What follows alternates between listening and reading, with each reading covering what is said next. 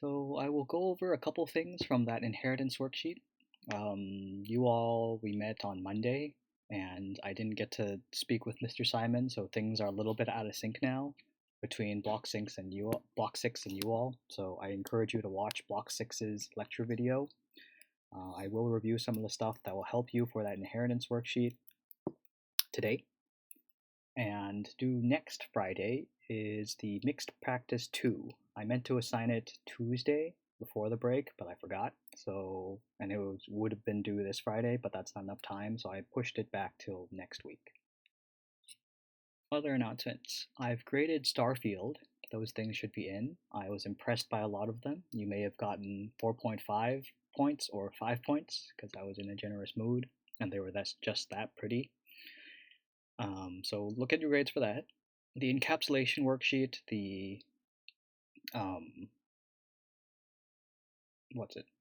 and some of the array practice, that stuff is going to be moved to the third marking period. I didn't make the deadline, and I figured, oh, your grades look okay as they are, so you don't need the points. So those things will be coming later, those grades. I think that's the announcements I have. Okay, yep. Any other last minute regrades? If you've submitted it and somehow missed the regrading, send me an email. I think I got through most of them if you emailed me or commented in Google Classroom. Okay, so it's going to be a bunch more vocabulary around inheritance. That's what we kind of skipped over. We practiced encapsulation on Monday, and I realized after I met with Mr. Simon or talked with him over email that, oops, I forgot a lot of things, but I signed you that inheritance worksheet, so a lot of it must be confusing. We talked about protected, right? And I think I just showed you this slide, but I forgot the other slide afterwards where it shows you the example of using this word protected. So here, the original thing is private, notice in yellow, right? My type and my sound. If they're private, the blue cow, the child, okay, the thing that extended it, blue cow that extends cow, my type and my sound, this thing right here will cause an error.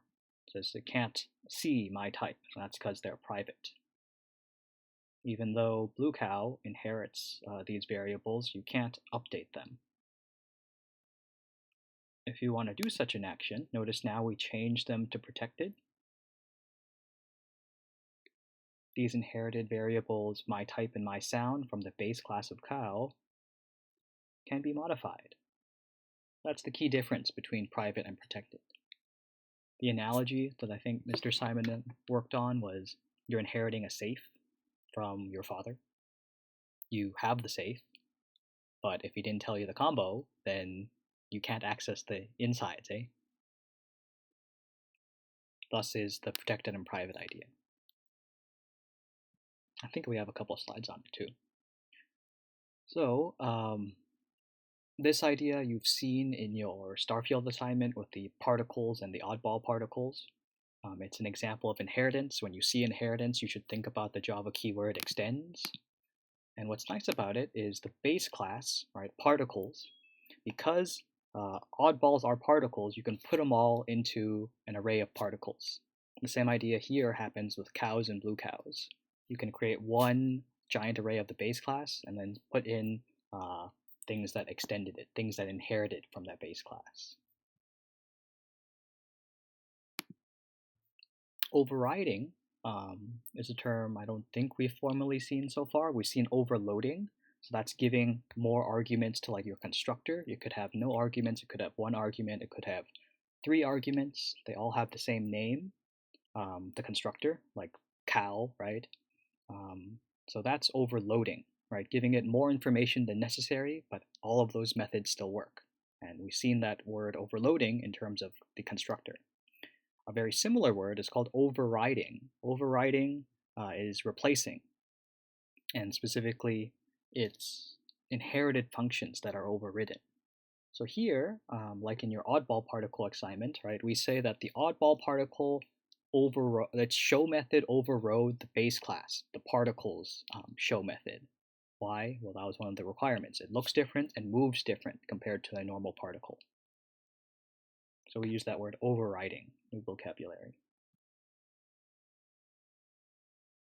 When I see overriding, I think overwritten from my Pokemon games on my Game Boy. It overrides the previous saves. It always asks you yes or no, and you usually click yes. And we have this beautiful slide of green and yellow. So you've heard me use this vocabulary a lot, and I will try to interchange them as much as I can so you get used to hearing them. So now that we have these like objects that relate to one another with this idea of inheritance, we have different words to describe those or that relationship. So you have here, where is it? Oddball extends particle. We call the particle the base class. So I'm using this middle one. My particle is the base class. The oddball particle is derived class. You derived oddball particle from a particle. Other words that are synonymous, that mean the same thing, are the particle is the superclass. The oddball is the subclass. Sub is the superior one. Think about the older one. Oddball particle, it's the smaller one. It's the child. So superclass and subclass. And then lastly, I think I like this one the most. Parent and child. Although I think I'm using base more, but I haven't been using derived as much. So the parent is the particle. The child is the oddball.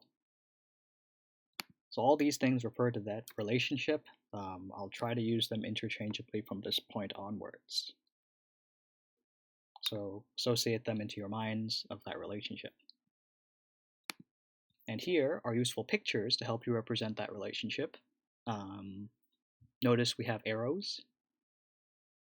So you would read these as an oddball particle extends a particle, a subclass extends the superclass, a blue cow extends a cow.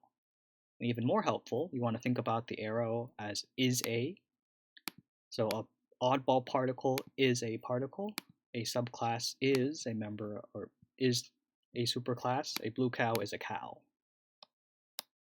It takes a while to adjust. You would think that the arrow points the other way. The superclass points to the subclasses, and it goes opposite of that. And it takes some getting used to, and you'll see why in the next couple slides it points kind of the other way. Think arrow is a.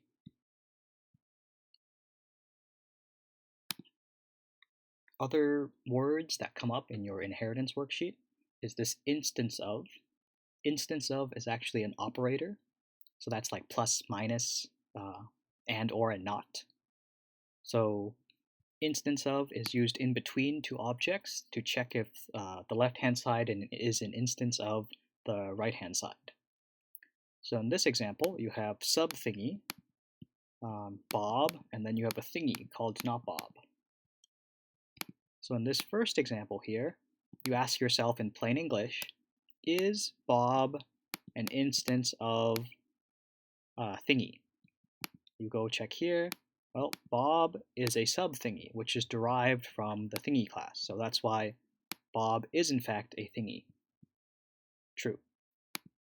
Secondly, is Bob an instance of sub thingy? Well, that matches the words completely in this declaration and initialization. So yes, that's true. And then down here, is the object not Bob an instance of sub thingy? Nope, that is not the case. Sub thingy is the derived class, is the child. Not Bob is the parent or the base class. So that's why this last one returns false. Good. You're checking types. Besides like int, float, and double, now we're being even more abstract. We're going to types of objects. What class are they? Suddenly you have this hierarchy of objects. And specifically in your inheritance worksheet, you have this complicated class diagram. You have the base class called a pet. From the pet, there is a cat and a wolf derived from it. From the wolf branch of things, there's dogs and chihuahuas that build off each other. So now it becomes, I think in this picture you see why the arrows are kind of the way they are. A cat is a pet. A wolf is a pet.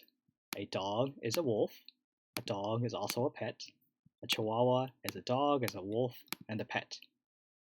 So you can read those arrows in this manner. So keeping that in mind, here you have Romulus. I think these are two questions directly copied and pasted from your worksheet, right? Let's go over these. So Romulus here is a wolf. Is Romulus an instance of the pet class? Go ahead and type true or false in chat. T or F. Is Romulus an instance of the pet class? Good. So you see, we're largely in agreement that it is true. Good work.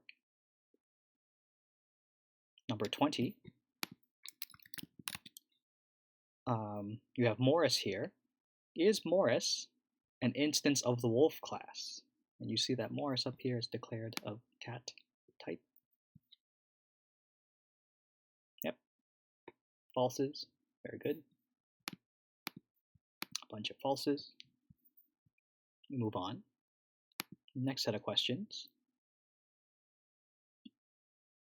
So here we declared a bunch of different animals, and we're going to try to group them into the same array. So there's our pets array. Notice all these animals can be stored into that pets array, because all these things are pets: cats, wolves, dogs, chihuahuas. They're all derived from the base class. So if we have the most general type of array, since they're all pets, they can be stored together. The weird thing is when you need to access, it's kind of a mouthful, when you need to use the derived classes methods, you need to cast them. So for here, the slide goes over, okay, inside wolf, you have the getLegs method. If you just do pets square bracket 1 dot gets legs, that doesn't make any sense to the computer, because it's still treating that first thing. It's not treating it as a wolf, it's treating it as a pet, right, as a base class. And because getLegs doesn't belong to the base class, that doesn't exist. So specifically, when you try to execute that kind of code here, you have to go say, okay, I'm going to treat slot number 1, who is Remulus, you will be treated as a wolf. And specifically, I want to ask the wolf, how many legs do you have? And then said information will be returned. Do I have an example of that? I think that's like here. See that? So set license for a dog. Where is dog? Right here, right? Dog has a method set license, but the dog is stored as a pet, right? That's why this cast is necessary in front. If you didn't have that, it would be treated as a pet. It will look under the base class of a pet and see that, oh, get license doesn't exist. It has a get size as a speak, but it doesn't have set license. That only belongs to a dog. So you see here an example of that cast. And so this slide explains that.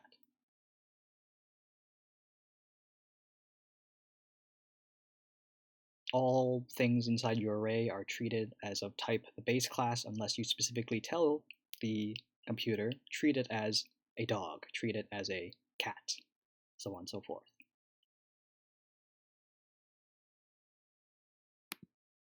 Okay, we talked about this slide. We go down here.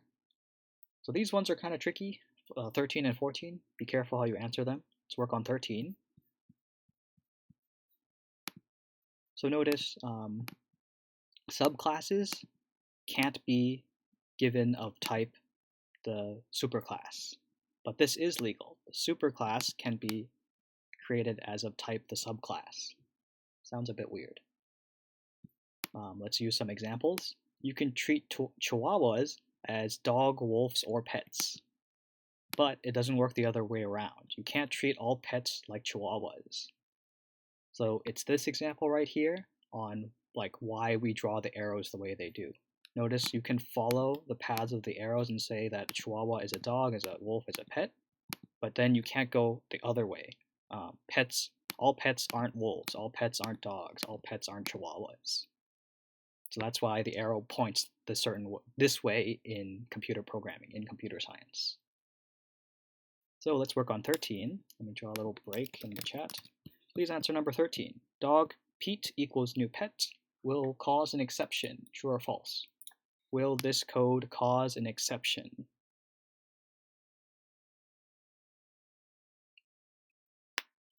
Yeah, you got to be careful. I think some of you are like thinking, it will cause an exception, thus it is false. No, you got to be careful there. You got to read into the true and false. So let's talk through it. If dog Pete is a new type pet, that matches dog is the subclass, pet is the superclass. Sub, super. Sub is on the left, super is on the right. So this is matching this one up here. So it does cause an exception, which means this question is true. So for those that answered false, I think the true and false part got you, right? You knew this caused an exception, but you gotta interpret it as a whole statement. All right, next one. You have a pet that's called Pete now, and you're making it a new dog. Will this cause an exception? True or false? Number 14 down here.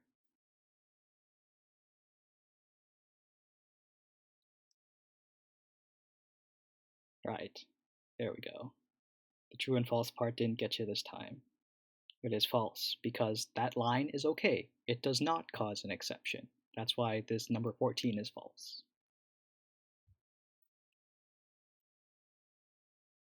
All right. So those hints should really help you understand what's going on in your worksheet. We did this doodads practice with encapsulation the other day. I'm going to walk through this with block 1 tomorrow. Don't forget to find the input. Specifically, we had a question about, did I go over these? I think I did with you all. So there was one question a student asked. I'm going to pull up the worksheet here. He had a question on one of the true and false problems. I think this one.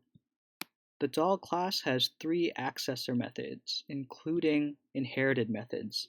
So let's work through this. A dog, right here, here's a dog. An accessor means get methods, so there's 1.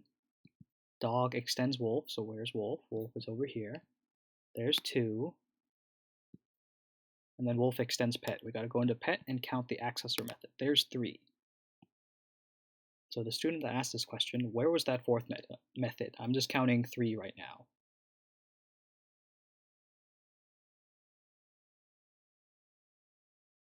Speak does not count. Speak is not an accessor nor, actually, good point. Yeah, speak doesn't count. So speak, why do we not count speak as an accessor? Speak is just a member function. It doesn't do anything with the member variables.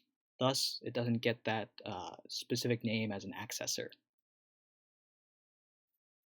Does that make sense? The sound that an animal makes is not stored. If it were stored as a string somewhere in here, then it would be treated as an accessor.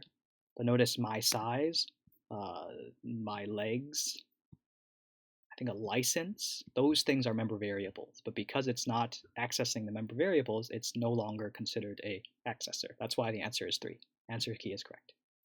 Good question, though. You attached yourself to the return keyword. Cool. All right. Can I zoom out? So answer keys posted. We have 10 questions. This is a pretty good worksheet. Each of the questions should make sense to you. While I have the shared, mixed practice is also been assigned. Please get started on this. It is due next Friday. And if you want to get ahead, there is the asteroids worksheet, asteroids assignment, building on what you did for Starfield. You can take a look at that on APCS Lowell. Double check the slides. Did I talk about everything? think so. We talked about the slides on Monday. We even walked through thingy. So you're good. That's all I have to say. Formally, you're dismissed. You're welcome to use these next 9 minutes as office hours if you do want to stay. So take care, everyone. Stay warm.